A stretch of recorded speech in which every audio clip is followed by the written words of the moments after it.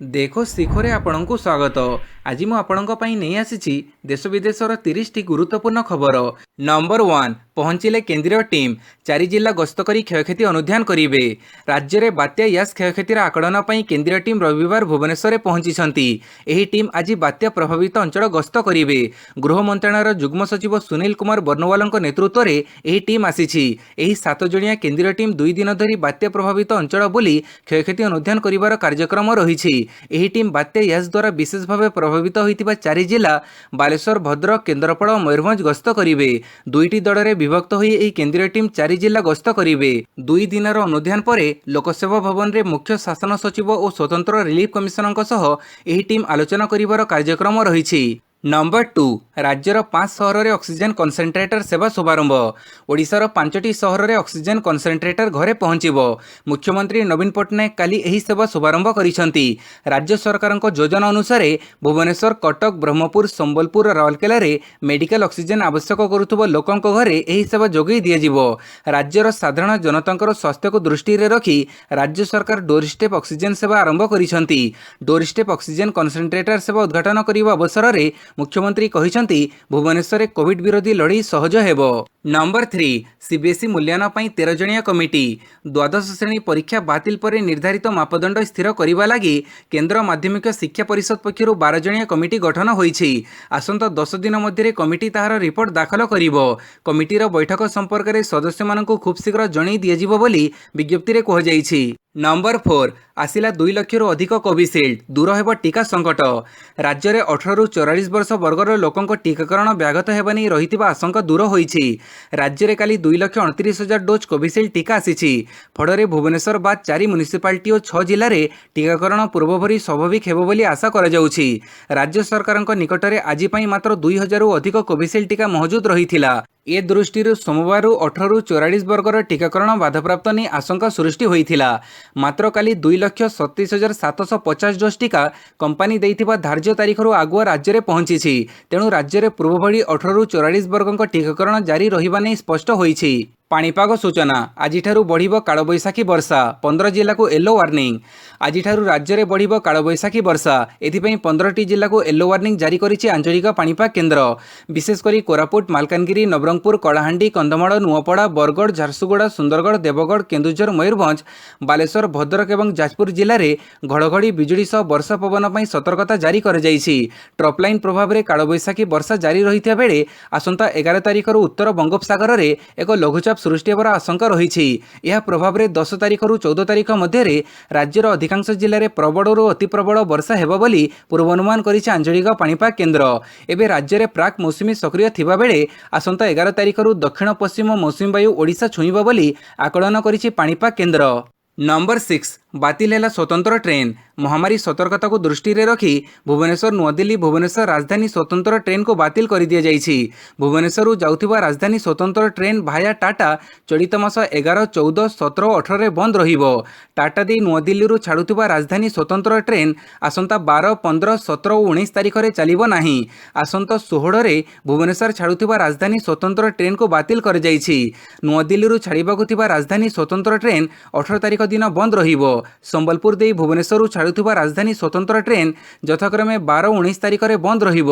ଏହାଛଡ଼ା ନୂଆଦିଲ୍ଲୀରୁ ଛାଡ଼ୁଥିବା ରାଜଧାନୀ ସ୍ୱତନ୍ତ୍ର ଟ୍ରେନ୍ 13 ଓ 20 ତାରିଖରେ ବନ୍ଦ ରହିବ। ନମ୍ବର 7 ଆଜି ଇନକମ୍ ଟ୍ୟାକ୍ସ ବିଭାଗ ଲଞ୍ଚ କରିବ ନୂଆ ୱେବସାଇଟ୍। ଇନକମ୍ ଟ୍ୟାକ୍ସ ବିଭାଗ ଆଜି ଲଞ୍ଚ କରିବ ନୂଆ ୱେବସାଇଟ୍। ଏହି ୱେବସାଇଟ୍ ମାଧ୍ୟମରେ ୟୁଜର୍ସ ପୁଣି ଥରେ ଟ୍ୟାକ୍ସ ଭରିପାରିବେ। 1 ଜୁନ୍ରୁ ଇନକମ୍ ଟ୍ୟାକ୍ସ ବିଭାଗ ତାର ୱେବସାଇଟ୍କୁ ବନ୍ଦ କରିଦେଇଥିଲା। ତେବେ ୱେବସାଇଟ୍ରେ ଟ୍ୟାକ୍ସ ପେୟରଙ୍କ ପାଇଁ କିଛି ନୂଆ ଫିଚର ଯୋଡ଼ାଯାଇଛି ବୋଲି ଇନକମ୍ ଟ୍ୟାକ୍ସ ବିଭାଗ କହିଛି। ଏବେ ତତ୍କାଳ ପ୍ରୋସେସିଂ କରାଯାଇପାରିବ ଓ ରିଫଣ୍ଡ ପ୍ରୋସେସ ମଧ୍ୟ ପୂର୍ବ ଅପେକ୍ଷା ଶୀଘ୍ର ହୋଇପାରିବ। ଏ ସମ୍ପର୍କରେ ଇନକମ୍ ଟ୍ୟାକ୍ସ ବିଭାଗ ଟ୍ୱିଟ୍ କରି ସୂଚନା ଦେଇଛି। ଟ୍ୟାକ୍ସ ପେୟରଙ୍କ ସୁବିଧା ପାଇଁ ଏକ ନୂଆ କଲ୍ ସେଣ୍ଟର ମଧ୍ୟ ଖୋଲାଯିବ। ଏକ ନୂଆ ଟ୍ୟାକ୍ସ ପେମେଣ୍ଟ ସିଷ୍ଟମ ମଧ୍ୟ ଆରମ୍ଭ ହେବ। ଏହି ସିଷ୍ଟମ 18 ଜୁନ୍ରୁ ଆରମ୍ଭ ହେବ ବୋଲି ଇନକମ୍ ଟ୍ୟାକ୍ସ ବିଭାଗ କହିଛି। ନମ୍ବର 8 ମାତ୍ର 4 ଦିନରେ ଭାରତୀୟ ବଜାରରେ 8,000 କୋଟି ଟଙ୍କାର ବିଦେଶୀ ପୁଞ୍ଜି। ଦେଶରେ ସଂକ୍ରମଣ ଓ ତାଲବନ୍ଦ ଯୋଗୁଁ ଗତ 2 ମାସ ହେଲା ବିଦେଶୀ ପୁଞ୍ଜିନିବେଶକମାନେ ଭାରତରୁ ପୁଞ୍ଜି ପ୍ରତ୍ୟାହାର କରିନେଉଥିବା ବେଳେ ଚଳିତ ମାସରେ ମାତ୍ର 4 ଦିନରେ ବିଦେଶୀ ପୁଞ୍ଜିନିବେଶ ନିବେଶକ ମାନେ 8,000 କୋଟି ଟଙ୍କାର ପୁଞ୍ଜି ଭାରତୀୟ ବଜାରକୁ ଛାଡ଼ିଛନ୍ତି। ଏହି ପୁଞ୍ଜି ନିବେଶକ ମାନେ ମୋଟ 7,968 କୋଟି ଟଙ୍କାର ଏଫ୍ପିଆଇ ଭାରତୀୟ ପୁଞ୍ଜି ବଜାରରେ ବିନିଯୋଗ କରିଥିବା ବେଳେ ଜୁନ୍ ମାସର ପ୍ରଥମ 4 ଦିନ ମଧ୍ୟରେ ସେମାନେ 22 କୋଟି ଟଙ୍କା ଋଣ ବଜାରରେ ବିନିଯୋଗ କରିଛନ୍ତି। ଗତ ମେ ମାସରେ ସେମାନେ 2,954 କୋଟି ଟଙ୍କା ଏବଂ ଏପ୍ରିଲ ମାସରେ 9,659 କୋଟି ଟଙ୍କା ଏଫ୍ପିଆଇ ପ୍ରତ୍ୟାହାର କରିନେଇଥିଲେ। ନମ୍ବର 9 ଆସନ୍ତା ବର୍ଷ 5ଟି ରାଜ୍ୟରେ ବିଧାନସଭା ନିର୍ବାଚନ ନିର୍ଦ୍ଧାରିତ ସମୟରେ ହେବ କହିଲେ ସିଇସି। ମୁଖ୍ୟ ନିର୍ବାଚନ କମିଶନର ସୁଶୀଲ ଚନ୍ଦ୍ର ଆସନ୍ତା ବର୍ଷ 5ଟି ରାଜ୍ୟରେ ହେବାକୁ ଥିବା ବିଧାନସଭା ନିର୍ବାଚନ ନିର୍ଦ୍ଧାରିତ ସମୟରେ ହେବ ବୋଲି ଆଶାବ୍ୟକ୍ତ କରିଛନ୍ତି। ସେହିସବୁ ରାଜ୍ୟଗୁଡ଼ିକରେ ପ୍ରଥମ 3 ମାସ ଭିତରେ ନିର୍ବାଚନ କରିବା ପାଇଁ ସମୟ ଧାର୍ଯ୍ୟ କରାଯାଇଛି। ଶ୍ରୀ ଚନ୍ଦ୍ର କହିଛନ୍ତି, ମହାମାରୀ ଯୋଗୁଁ ସୃଷ୍ଟି ହୋଇଥିବା ପରିସ୍ଥିତି ଉପରେ ନିର୍ବାଚନ ଆୟୋଗ ଦୃଷ୍ଟି ରଖିଛନ୍ତି ଏବଂ ଦୈନିକ ସଂକ୍ରମଣ ସଂଖ୍ୟା କେତେ ହ୍ରାସ ପାଉଛି ଓ କେତେ ଲୋକ ସୁସ୍ଥ ହେଉଛନ୍ତି ତାହାକୁ ବିଚାରକୁ ନିଆଯାଇ ନିର୍ବାଚନ ସଂକ୍ରାନ୍ତରେ ଚୂଡ଼ାନ୍ତ ନିଷ୍ପତ୍ତି ନିଆଯିବ। ଏହି ମହାମାରୀ ଦୂର ହୋଇଯିବ ବୋଲି ସେ ଆଶାବ୍ୟକ୍ତ କରିଛନ୍ତି।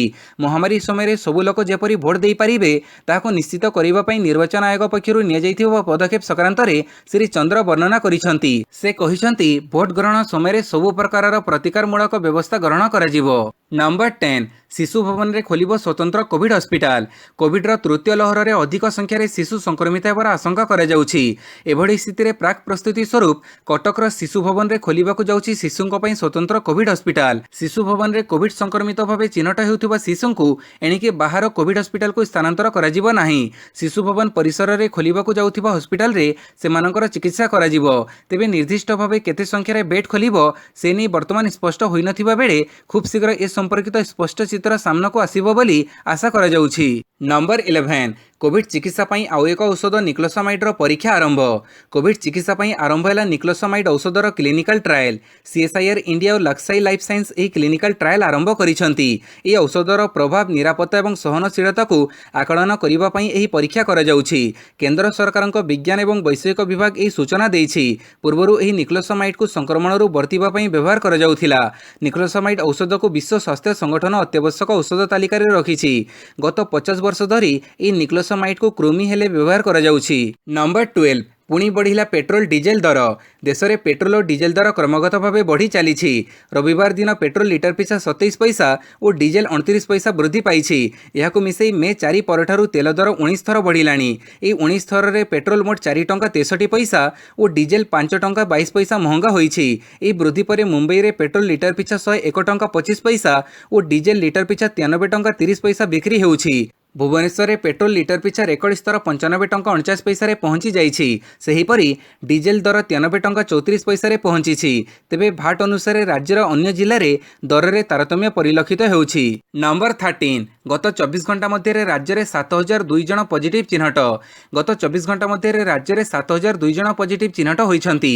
ଖୋର୍ଦ୍ଧା ଜିଲ୍ଲାରୁ ସର୍ବାଧିକ 1,167 ଜଣ, ଅନୁଗୁଳରୁ 388, ବାଲେଶ୍ୱରରୁ 331, ବରଗଡ଼ରୁ 117, ଭଦ୍ରକରୁ 267, ବଲାଙ୍ଗୀରରୁ 99, ବୌଦ୍ଧରୁ 134, କଟକରୁ 771, ଦେବଗଡ଼ରୁ 64, ଢେଙ୍କାନାଳରୁ 106, ଗଜପତିରୁ 48, ଗଞ୍ଜାମରୁ 74, ଜଗତସିଂହପୁରରୁ 232, ଯାଜପୁରରୁ 486, ଝାରସୁଗୁଡ଼ାରୁ 97, କଳାହାଣ୍ଡିରୁ 103, କନ୍ଧମାଳରୁ 3, କେନ୍ଦ୍ରାପଡ଼ାରୁ 188, କେଉଁଝରରୁ 148, ଖୋର୍ଦ୍ଧାରୁ 1,167, କୋରାପୁଟରୁ 158, ମାଲକାନଗିରିରୁ 95, ମୟୂରଭଞ୍ଜରୁ 370, ନବରଙ୍ଗପୁରରୁ 198, ନୟାଗଡ଼ରୁ 196, ନୂଆପଡ଼ାରୁ 28, ପୁରୀରୁ 306, ରାୟଗଡ଼ାରୁ 222, ସମ୍ବଲପୁରରୁ 107, ସୋନପୁରରୁ 59 ଓ ସୁନ୍ଦରଗଡ଼ରୁ 243 ପଜିଟିଭ୍ ଚିହ୍ନଟ ହୋଇଛନ୍ତି। ନମ୍ବର 14 ଘରେ ପିଜ୍ଜା ଦେଇ ହେଉଛି ରେସନ୍ ଦେଇ ହେବନି କାହିଁକି ପଚାରିଲେ ଅରବିନ୍ଦ କେଜରିୱାଲ। କୋଭିଡ୍ ମହାମାରୀ ବାତାବରଣରେ ଘରେ ପିଜ୍ଜା ଡେଲିଭରି ଦେବା ପାଇଁ ଅନୁମତି ମିଳୁଥିବା ବେଳେ ରେସନ୍ ପାଇଁ କାହିଁକି ଅନୁମତି ମିଳୁନି ବୋଲି କାଲି ଦିଲ୍ଲୀର ମୁଖ୍ୟମନ୍ତ୍ରୀ ଅରବିନ୍ଦ କେଜରିୱାଲ କେନ୍ଦ୍ର ସରକାରଙ୍କ ଉଦ୍ଦେଶ୍ୟରେ ପଚାରିଛନ୍ତି। ଦିଲ୍ଲୀରେ ଦୁଆରେ ରେସନ୍ ଯୋଗାଣ ଯୋଜନା ଚାଲୁ କରାଯିବାର ମାତ୍ର 2 ଦିନ ପୂର୍ବରୁ କେନ୍ଦ୍ର ସରକାର ତାହା ବନ୍ଦ କରିଦେଲେ ବୋଲି କାଲି ଏକ ଡିଜିଟାଲ ସାମ୍ବାଦିକ ସମ୍ମିଳନୀରେ ମୁଖ୍ୟମନ୍ତ୍ରୀ କେଜରିୱାଲ କହିଛନ୍ତି। ସେ ଅଭିଯୋଗ କରିଛନ୍ତି କି ରେସନ୍ ମାଫିଆଙ୍କ ଚାପରେ କେନ୍ଦ୍ର ସରକାର ଏଭଳି ପଦକ୍ଷେପ ଗ୍ରହଣ କରିଛନ୍ତି। ଗରିବ ସମର୍ଥିତ ଏହି ଅଭିନବ ଯୋଜନା ଜାତୀୟ ରାଜଧାନୀରେ ଲାଗୁ ନ କରିବା ପାଇଁ ଏଭଳି କରାଯାଇଛି। ଏହି ଯୋଜନା ପ୍ରଣୟନ ଲାଗି ତାଙ୍କ ସରକାର କେନ୍ଦ୍ର ସରକାରଙ୍କ ଅନୁମତି ନେଇନାହିଁ ବୋଲି କେନ୍ଦ୍ର କରିଥିବା ଦାବିକୁ ଖଣ୍ଡନ କରି କେଜରିୱାଲ କହିଛନ୍ତି, ଆମେ ଥରେ ନୁହେଁ 5 ଥର ଅନୁମୋଦନ ପାଇଛୁ। ସୌଜନ୍ୟମୂଳକ ଭାବେ ଆମେ ଏହି ଯୋଜନା ଲାଗୁ କରୁଥିବାରୁ ଆଇନତଃ ଏଥିପାଇଁ କେନ୍ଦ୍ର ସରକାରଙ୍କ ଅନୁମୋଦନ ଅନାବଶ୍ୟକ। ନମ୍ବର 15 देश में 1 लाख स्वास्थ्य स्वेच्छासेवी सृष्टि करने को अभियान चलैब बीजेपी।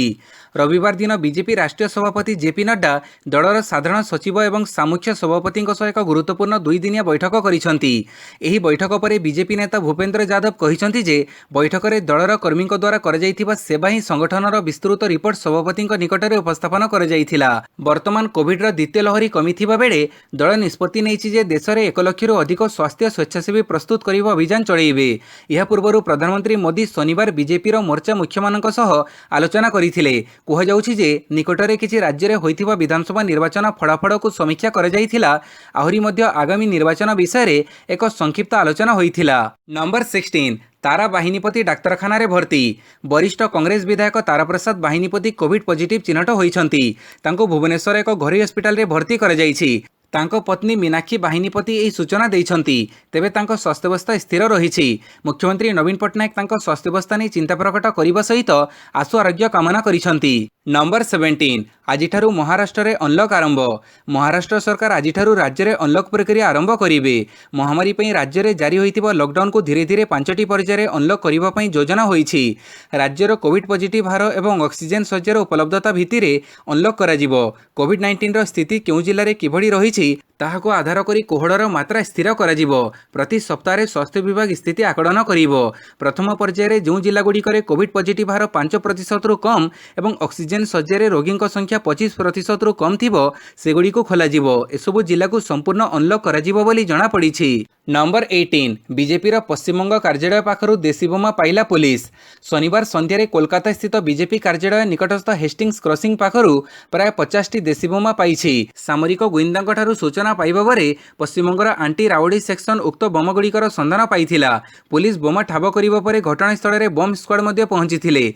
पाखकु पाख लदलदी होइतिबा 4टी जरी बस्तारु उक्त बोमागुड़ी को उद्धार कर जाइछि। पश्चिमबंग बीजेपी कार्यालय पाखरे किए केउथि पई एही बोमागुड़ी को रखिथिला तार संधान पई पुलिस अभियान आरंभ करिछि। यह छड़ा देशी बोमा सबू केबे जरी रे भर्ती कर जाई से स्थान रे रखागला से कथा मते जानिबाकू पुलिस उद्यम चढ़ाई। स्मरणयोग्य जे गत मे 2 तारिख दिन पश्चिमबंग विधानसभा फलाफल प्रकाश पाइबा परे तृणमूल कांग्रेस और बीजेपी समर्थक मानक मध्यरे संघर्ष तुमुल होइथिला। नंबर 19 माल्यांक संपत्ति बिकिबाकू कोर्ट देले अनुमति। पलातक मद व्यवसायी विजय माल्यांक ठारू ऋण अर्थराशि फेरी पाइबा लागि बैंकगुड़िक तांक नाम रे थिबा रियल एस्टेट संपत्ति और सिक्यूरिटी आदि को बिक्री करि परिबे। मनी लॉन्ड्रिंग मामलार विचार करुथिबा एक कोर्ट एथिपई अनुमति प्रदान करिसंती। माल्यांक नाम रे थिबा प्राय 6500 कोटी टंकार संपत्ति को बैंकगुड़िक बिक्री करि परिबे। पूर्व एसबु प्रवर्तन निर्देशालय अधीन रे थिला। संपत्ति बिकिबा लागि कोर्ट देइथिबा अनुमति संपर्क में पंजाब नेशनल बैंक रो एमडी मल्लिकार्जुन राव सूचना देइछंती। से कहिछंती जे माल्यांक बंद हो जाइथिबा विमान कंपनी किंगफिशर एयरलाइंस को ऋण देबारे नेतृत्व नैथिबा बैंक बा लीड बैंक एबे माल्यांक संपत्ति गुड़ी को बिक्री करि परिबे। नंबर 20 ओपीएमओईएम 100टी ऑक्सीजन सिलिंडर लोकार्पण कले धर्मेंद्र प्रधान। ओडिशा रे कोविड बेड एवं आनुषंगिक भित्तिभूमि वृद्धि करा जाउथबा बेले डाक्तर एवं वेंटिलेटर चढ़ाइबा पई टेक्नीशियन अभाव रहिछि। एहाको दृष्टि रे रखी राज्य रे स्वास्थ्य भित्तिभूमि सुदृढ़ करबा सह अधिक मेडिकल कॉलेज खोलिबार आवश्यकता रहिछि बोली कहिसंती केंद्रमंत्री धर्मेंद्र प्रधान। ओडिशा प्रांतीय मारवाड़ी युव मंच अर्थात ओपीएमओईएम पक्षरु ऑनलाइन प्लाटफॉर्म रे आयोजित कार्यक्रम रे झारसुगुड़ा जिल्ला रे 100टी ऑक्सीजन सिलिंडर लोकार्पण करबा अवसर रे श्री प्रधान यह कहिसंती। से कहिसंती जे भारत रे जणे डाक्तर हाराहारी 1404 जन को चिकित्सा करुथबा बेले ओडिशा रे जणे डाक्तर हाराहारी 2187 जन को चिकित्सा करुथबा तथ्यरु जणा पड़िछि। नंबर 21 आउ 22 जिला को बढ़िला 18 रु 44 वर्गक टीकाकरण। राज्य रे 22टी जिला को 18 रु 44 वर्गक टीकाकरण को बढ़ाई दिया जाइछि। चलित जून मासरे एही सब जिल्लार जिला मुख्यालय म्युनिसिपालिटी एनएसी रे टीकाकरण कराजिवो। काली ए संक्रांत रे स्वास्थ्य विभाग रो अतिरिक्त मुख्य शासन सचिव प्रदीप्त महापात्र सबु जिलापाल नगर निगम और सीडीएमओ मानक चिठी लिखिछंती। राज्य रे एबे 5टी नगर निगम और 6टी जिल्ला रे 18 रु 44 वर्गर टीकाकरण जारी रहिछि। राज्य सरकार को चलित जून मासरे सेरम इंस्टीट्यूट रु 6,45,790 डोजर टीका 3टी पर्यायर मिलिबो। एही टीका को जिला स्तर में हिताधिकारी संख्या अनुजाई बंटाजिवो। एसबु जिला गुड़िक रहिथिबा 18 रु 44 वर्गर विदेश जावाक चाहूथिबा छात्र छात्री और एथलेट मानक प्राथमिकता भित्तिरे प्रदान कराजिवो बोली स्वास्थ्य विभाग पक्षरु कहुଯାଇଛି। नंबर 22 वुहान इन्स्टिट्यूट को पांठि जोगई सन्देह अमेरिकीय एनजीओ महामारी समग्र विश्व को कबलित कर रखिथिबा बेले एही भूताणु केउठारु सृष्टि हैला ताहाको नै खोडताड़ जारी रहिछि। समस्तक सन्देह चीन रो वुहान रे थिबा वुहान इन्स्टिट्यूट ऑफ वायरोलॉजी उपरे। तेबे एही गवेषणागार सह संपृक्त थिबा एक अमेरिकीय एनजीओ भूमिका मध्ये सन्देह घेरको आसी जाइछि। एही एनजीओ हेउछि डॉक्टर पीटर हाजरसंग इको हेल्थ अलायंस। कोविड भूताणु उपरे गवेषणा करिबाको एही एनजीओ वुहान इन्स्टिट्यूट को पांठि जोगाण करिथिला। आहुरी गुरुत्वपूर्ण कथा हेउछि एही एनजीओ अमेरिका सरकारक ठारू कोटी कोटी टंकार अनुदान पाई थाए। अमेरिकार प्रतिरक्षा संस्था पेंटागन 2013 रे एही एनजीओ को प्राय $39 नियुट पांठि प्रदान करिथिला। 2017 रु 2020 मध्ये रे एही एनजीओ प्राय 123 नियुट पांठि पाइथिला। एही पांठिर एक बड़ अंश कोविड भूताणु उपरे कर जाइथिबा गेन ऑफ फंक्शन नामक गवेषणा पई प्रदान कर जाइथिला। नंबर 23 देश में 1,14,460 नुआ संक्रमित चिन्हट मृत्यु संख्या 2,677। गत 24 घंटा मध्य देश में महामारी संक्रमण संख्या 1.14 लाख रु अधिक थिबा बेले मृत्यु संख्या 3,000 तड़क रही। रविवार सकाळ 8टा सुधा समग्र देश में 24 घंटा मध्य 1,14,460 नूतन संक्रमण और 2,677 मृत्यु रेकर्ड कर जाइछि। नंबर 24 नूरजहां आंब मार्केट को आसिबा पूर्वरु बुकिंग। नूरजहां आंब एथर फल प्रेमी को निश्चित भाव मधुर स्वाद देव। आंबर राणी भाव परिचित नूरजहां मार्केट को आसिबा पूर्वरु एडवांस बुकिंग होई सारिछि। अफगानिस्तान रो एही प्रजाति मध्य प्रदेश रो अल्प केतेक स्थान रे होई थाए। गत थर पाग जोगु एही आंब पाटी को मीठा करि पारि नथिला। एथर किंतु अलीराजपुर जिल्ला रे एही आंबर फसल भल होईछि। एहाको देखि आंब प्रेमी माने बगीचा को जाई आगो एहाको बुकिंग करि सारिछंती। बाजार रे एहा उपलब्ध हेबा संभावना क्षीण रहिछि। एही आंब पाखापाखि 3 केजी ओजनर होई थाए। नंबर 25 फेसबुक गूगल देव 15% कॉर्पोरेट टैक्स G7 बैठक में निष्पत्ति। अमेरिका ब्रिटेन समेत G7 देश काली एक ऐतिहासिक निष्पत्ति नहीं। यह निष्पत्ति गूगल फेसबुक एप्पल भली मल्टीनेशनल कंपनी बाबद रही। एणिकी यह अंतर्जातीय संस्था 15% कॉर्पोरेट टैक्स देवे बोली जना पड़ी। जून 11 रु 13 मध्य G7 रे सामिल थिबा देश एने हस्तक्षेप करिबे बोली जना पड़ी। यह समस्त कंपनी आगामी दिन में किभली सठिक स्थान में सठिक टिकस देवे से सुनिश्चित करने को हेबो। G7 गोष्ठी रे Britain America Canada France Germany Italy और जापान रही। नंबर 26 बीजेपी युव मोर्चा प्रभारी रंजित कुमार प्रधान को हत्या। सामान्य बचसारु संघबद्ध आक्रमण कर जड़े बीजेपी नेता को हत्या कर घटना चांचल्य सृष्टि करिछि। कप्तिपदा थाना नुआसाई कुसुमपुर छक निकटरे गतकाली राति प्राय 10टारे घटिछि अघटन। मृत जनक हेउछन्ति बालेश्वर जिला बीजेपी युव मोर्चा प्रभारी रंजित कुमार प्रधान। सूचना मुताबक गतकाली संध्यारे से मयूरभंज जिला कप्तिपदा थाना नुआसाई अंचल थिबा तांको ससुर घरु कार फेरुथिले। स्थानीय अंचल थिबा एक टर्निंग पॉइंट रे विपरीत दिगरु दुईटी बाइक रे आस्तुबा 4 युवकों सह साइड मार को केन्द्र करी तांको सह बचसा होइथिला। फଳରେ 4 युवक रंजित को कारु घोषारी नहीं मरणांतक आक्रमण करथिले। नंबर 27 इंग्लैंड रे अभ्यास आरंभ कला टीम इंडिया। भारतीय क्रिकेट दल इंग्लैंड रे पहुंचीबा परे 3 दिन कड़ा क्वारंटाइन रे रहिथिले। यह समाप्त हेबा परे काली खेलाड़ी माने अभ्यास आरंभ करिसंती। रविवार रवींद्र जाडेजा मोहम्मद सिराज और चेतेश्वर पुजारा नेट्स रे दीर्घ समय अभ्यास करथिले। भारत और न्यूजीलैंड मध्य जून 18 रु एठारे वर्ल्ड टेस्ट सीरीज रो फाइनल मैच खेला जिवो। 13 जून रु खेलाड़ी माने पड़िया रे भल भाबे अभ्यास करि पारिबे। पूर्वरु न्यूजीलैंड टीम मे 17 रे एठारे पहुंची सारिछि। टीम 13 दिन हेबो एठारे अभ्यास जारी रखिछि। नंबर 28 ओसाका परे फ्रेंच ओपन रु ओहरिले फेडेरर। चलित फ्रेंच ओपन टेनिस टूर्नामेंट रु रविवार 20 थर ग्रांड स्लाम विजेता रोजर फेडेरर ओहरिछंती। नाओमी ओसाका परे से द्वितीय स्टार खेलाड़ी भाबे एथिरे ओहरि जाइछंती। नंबर 29 यूएई किंबा ओमान रे होई पारे 2020 विश्वकप। 2020 विश्वकप आसंता अक्टोबर नवेम्बर रे भारत रे आयोजन हेबानी आशंका सृष्टि होईछि। भारत रे महामारी भयंकर स्थिति रे रहिथिबारु टूर्नामेंट अक्टोबर नवेम्बर रे आयोजन करिबा असंभव होई पड़िछि। एथिपई आईसीसी भारत बदल रे अन्यत्र टूर्नामेंट को आयोजन करिबा नै योजना आरंभ करिछि। अन्य पक्षरे उक्त टूर्नामेंट को आयोजन करिबा नै यूएई ओमान आगरे रहिछंती। टूर्नामेंट भारत रे आयोजन होई न पारिले प्रथम पसंद रो भेन्यू भाबे यूएई रहिछि। यूएई शारजा अबुधाबी और दुबई मध्य कौनसी गोटे भेन्यू रे मैच आयोजन होई पारे। अन्य पक्षरे 2020 विश्वकप आयोजन नहीं ओमान मध्य आग्रह प्रकाश करिछि। ओमान 16टी देश को नहीं टूर्नामेंट आयोजन करिवार क्षमता रखिछि। नंबर 30 बर्नसंक शतक इंग्लैंड को बंचैला। प्रारंभिक बैट्समैन बोरी बर्नसंक दायित्वपूर्ण शतक इंग्लैंड को न्यूजीलैंड विपक्ष प्रथम टेस्ट रे एक प्रकार बंचै देइछि। लॉर्ड्स रे चलिथिबा ई मैच रे न्यूजीलैंड प्रथम पाड़ी रे 378 रन करथिले मध्य घोरै जो रूटंक दल चतुर्थ दिन चापन विरति बेड़कू 275 रन रे अटकी जाइछि।